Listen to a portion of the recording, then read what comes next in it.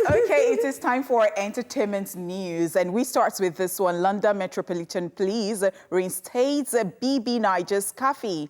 The London Metropolitan Police are reportedly reinstated ex-Big Brother Niger housemate Khafi Kareem following her participation in 2019 edition of the reality show.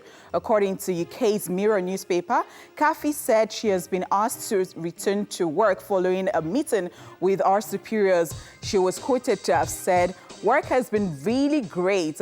We've been speaking and communicating. They asked me when I'd be coming back to work, and I'm not sure when I'm going to go back yet.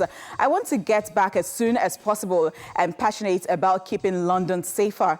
If you recall, some weeks ago, Khafi was reported to have caused outrage among Met senior officers in the UK after allegedly appearing on BB Niger without permission. What further fueled the fire and got people debating on and offline was that Khafi appeared to be having sex on screen with fellow contestant Gidoni.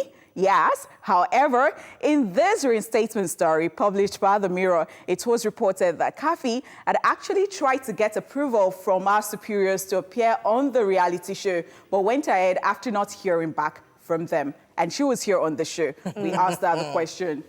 She said she took permission. She took permission. And I think she has also said that she wasn't having sex at the time, that it just looked that way. For me, I don't even think that's my, bone of contention. I think for me, it's the fact that she said she's passionate about keeping London safer.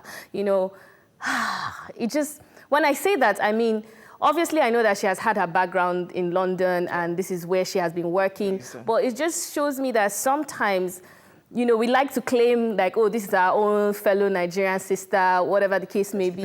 But she wants to go back because that is home to her. And that's why I'm like, perhaps we should have kept it, So I think that from what she said when she came on the show, she was excited about Nigeria. She loves Nigeria. She's getting gigs here already. She's getting gigs here already. She got, the debate she had in the house. She spoke well about Nigeria. People were really impressed and they saw her as beautiful, intelligent and all that.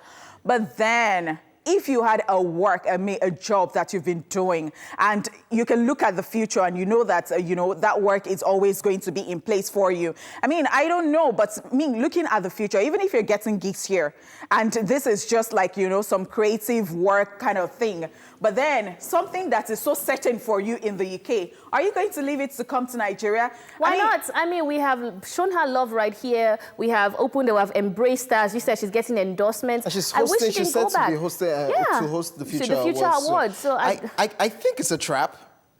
I think it's a trap, looking at how the whole thing played out from the publication in the newspaper, and right now they say they're in talks. Maybe they've negotiated a good term that when she comes back, she might just do few months and she resign properly instead of them just sacking her. Because they were complaining.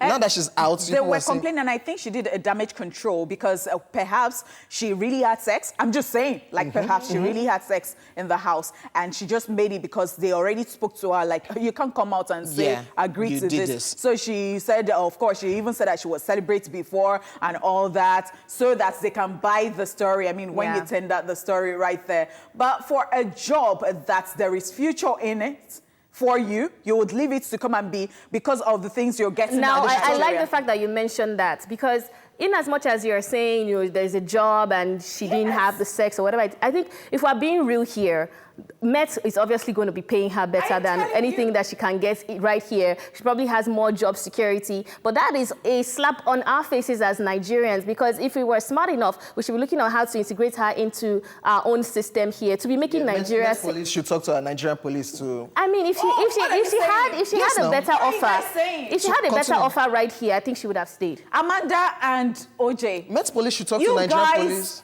I don't understand what you're saying. Nigeria, where are you going to start from? Like where? That's the problem. Let's just move on. All right, moving on to the foreign scene.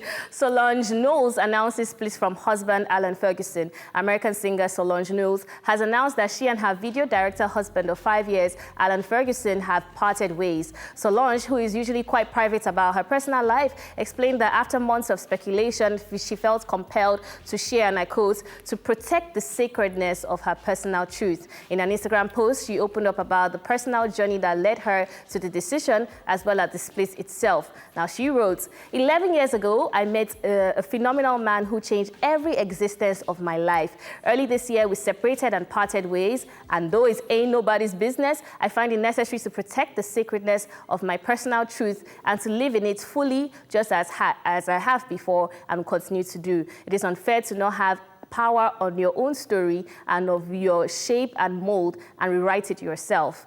She says she's not perfect, but she's leaning into the fear of the unknown and all the glory and power I know that exists within God and the universe grace. Now, in conclusion, she added, may all your transitions, no matter how big or small, be kind to you and filled with incredible love and light. Solange and Alan Ferguson got married in November 2014 in an all-white ceremony whose photos got many of us talking back then after 6 years of dating, of course. Solange has a 15-year-old son named Jules from her previous marriage to Daniel Smith.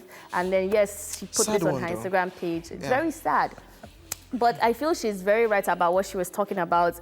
You know, it's nobody's business, but she felt the need to protect the sacredness of the truth. Because you know how it is when you're a celebrity and you're out there and people have their versions of your own story that is not even real. And it's like, don't rewrite my story. I have a right to shape or mold whatever story, how my story is going to be, what my story really is. And I don't want you coming to give off speculations. And I like the fact that she cleared the air because I know how the paparazzi can be where they want to make money out of this. This is the headline news, what caused the breakup. Oh, we believe, rumors have it that somebody was cheating. They just find stories out of nowhere. Even with clearing the air, people still have stuff to say. So people said, oh, you that slapped Beyonce's husband in the elevator, you now finally cheated on your husband and you're not coming out, allegedly, and then you're not coming out to tell us this, that. I know somebody who was actually really fighting for Solange, saying that you guys don't know anything about the story. Stop saying stuff that you don't know. Later, you'd not even delete all of these things. You people are just wicked. Like that person really took it personal. And I am saying, once again, I hate divorce. I don't like it. It breaks my heart. I don't know what went down. But then, as she said, she has, all the rights to protect the sacredness of our truth, as she said. But even at that, people will still believe whatever thing they want to believe. So, do you, boo? It's just sad. Another day, another celebrity marriage breakup, and 5 years. They tried now, 5 years, they tried. And quick fact, Alex was the one. 11 years ago. Yeah, they were friends 11 years ago. Their marriage officially 5 years. And quick fact, Alex was the one that directed Wizkid's Come Closer video, the one with the Ankara pattern. So he's a video director directing some of Solange's projects. Anyways, moving on to our next story. Burna Boy wins Best African Act at the 2019 MTV Europe Music Awards. Yes, the 2019 MTV Europe Music Award held over the weekend in Seville, Spain. And even though it was a big night of wins for women in the industry, our very own Burna Boy still scored a major win. True to his title, the African giant Burna Boy took home the award for Best African Act. Yes, other winners of the night include Shawn Mendes, who won the Best Artist Award, Billie Eilish won the Best New Artist Award, and the Best Song Award for a smash hit, Bad Guy. Nicki Minaj won the Best Hip Hop Award, and Taylor Swift won the Best Video for a song, Me, featuring Brendan Urie of Panic at the Disco. Burna Boy was not in attendance at the MTV EMAs, but it wasn't for no just cause. The singer was busy making headlines at his events in London, UK. The event, which held at the SSE Arena, Wembley, was another big leg of his multi-city African giant tour, which has already taken him to several cities in the US and across Europe. And the SSE Arena is a 12,500 capacity arena close to Wembley Stadium in London, and Burna Boy reportedly sold it out, making him the first Afrobeat act to sell out the SSE Arena. And as you can imagine, it's a big trending. Burna Boy right now is trending on Twitter because he shut down that venue down. So let's even leave the award, because on a good day, we're already talking about Burna Boy doesn't attend the award or he doesn't get on stage to receive his award. But this one is for a good cause. It was busy touring and it was in London, shutting it down, which is a big capacity, 12,500. Is it as big as O2? O2 is the biggest. O2 is the biggest. 20,000. Okay, This so is 12,500. but this is the biggest in London. This is O2. It's still Okay, the still same in place, London, yeah. okay. But O2 is the biggest. This is the second biggest. And of course, shout out to Burna Boy for representing Africa. Shut it down. Various artists perform on that particular stage. There was Wizkid. Wizkid was there. And it's crazy. Wizkid, we saw him on Saturday.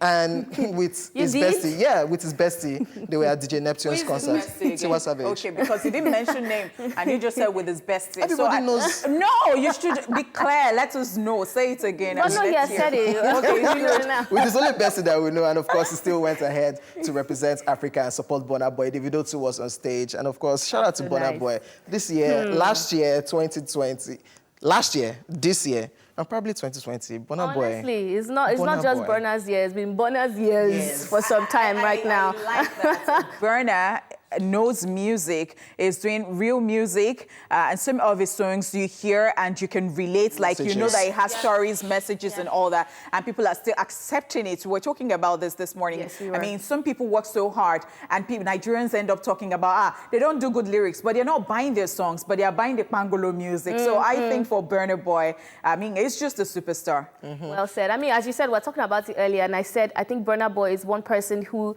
has been able to infuse lyrical content into his music and still get people jamming to it, you know, because you might, if you don't even pay attention, you might not know how deep some of his lyrics are. And I like the fact that he's doing that. And people are loving it internationally, globally. Very soon, you'll collect one Chinese award now. As in, just imagine. and he was nominated alongside our very own Tenny too, but somebody had to pick the award, and Burna Boy represented for Nigeria and Africa. So congratulations to him. Congratulations. All right.